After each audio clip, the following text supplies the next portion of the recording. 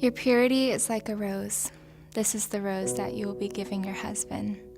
Each time you have sex or commit sexual sin, a petal falls off. Soon, all the petals of your rose fall off, and you're left with nothing. This is the rose that you will be giving your husband. Who will want that rose?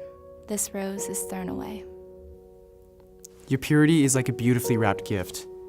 But if you fool around with your girlfriend, then the bow gets undone. Each time you lust after a woman, the gift gets undone. Each time you look at pornography, the gift continues to get unwrapped until you can't rewrap it. This is the gift you're giving your wife. Your purity is like a lollipop. The more it is passed around and consumed, the less valuable it becomes.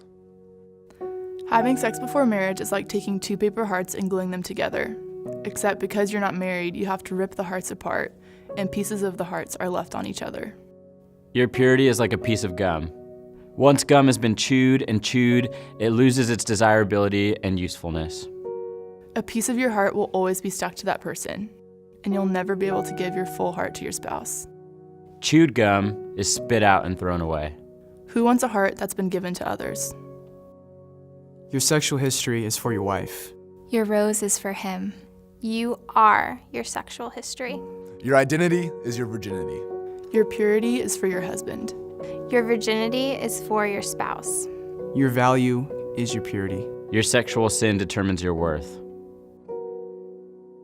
But what if this doesn't capture God's vision for true, thriving purity? What if this isn't how Jesus sees us at all? What if purity isn't hopelessly fused to our sexual history? For too long, it's been so easy to believe that our worth or our value is inescapably bound to our sexual past, that somehow all that matters is whether we've had sex or we've looked at porn or we've gone too far in a particular situation.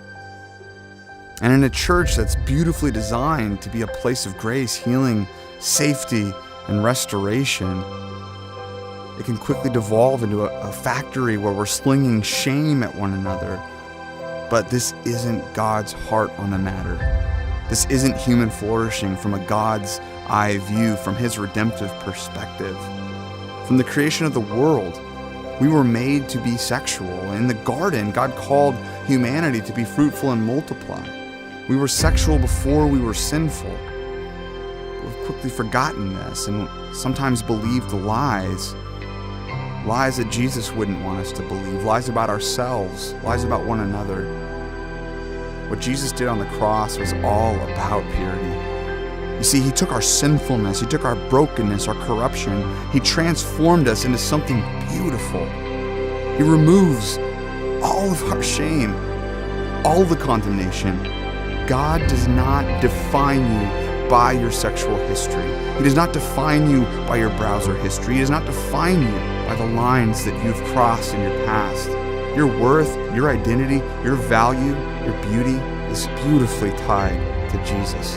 You are immensely valued. You are incredibly loved. So loved that the God of the universe, the God of your brokenness, the God of your sexuality is willing to die for you.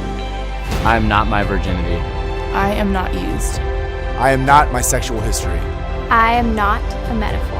I am not damaged. I am blameless. I am precious. I am pure. I am whole. I am new. This is who we are.